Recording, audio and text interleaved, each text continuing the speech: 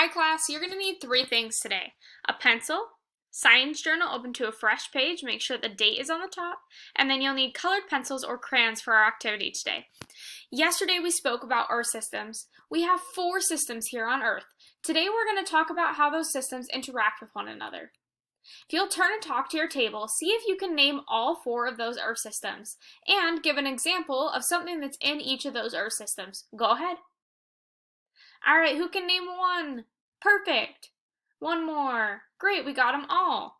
We have biosphere, atmosphere, hydrosphere, and geosphere. Our objective for today, I can create a model to demonstrate how the geosphere, hydrosphere, atmosphere, and biosphere interact. At the end of this lesson, you'll give me a thumbs up if you've reached this objective, thumbs in the middle if you almost had it, and a thumbs down if this did not make sense to you. Let's talk about our 4 Earth systems. First up, atmosphere.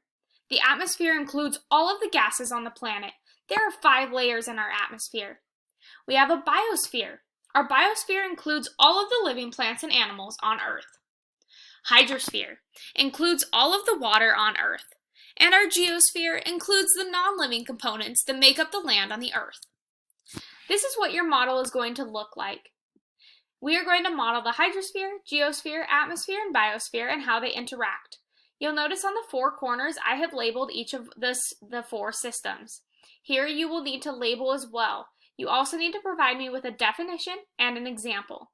The bubbles tell you exactly what to do. You need to tell me how do geo and bio interact. Over here, how do bio and atmo interact? Let's talk about what I mean by interact. Let's take a look at the hydrosphere and biosphere. Here we have some animals and some plants. What are these animals doing? Yes, go ahead. Exactly, they're drinking water. And what is happening to these plants? Exactly, they are being watered. Animals and plants are part of our biosphere. Those animals and plants depend on water, which is our hydrosphere, in order to survive. And that's how the hydrosphere and biosphere interact. Let's try one more, biosphere and atmosphere.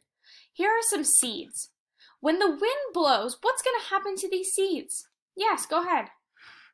Exactly. When the wind blows, it will carry the seeds from one place to another. That seed will then plant, and we will have more plants growing throughout the world. Here are your requirements for this assignment. Please check off as you complete each requirement. You will need to label each Earth system. You will need to make sure that they are all defined and that an example is given of each of them. Then you need to give an example of each of those interacting with each other. And then make sure, as always, that your model is organized, legible, and your best work. Now it's your turn. Any questions on this? Great, this is independent work time. Please make sure that your voice level is 0.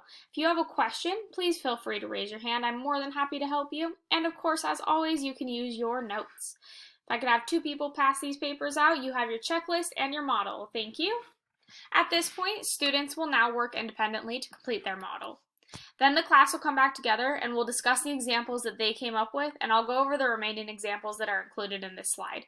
For the sake of time, I will be skipping this.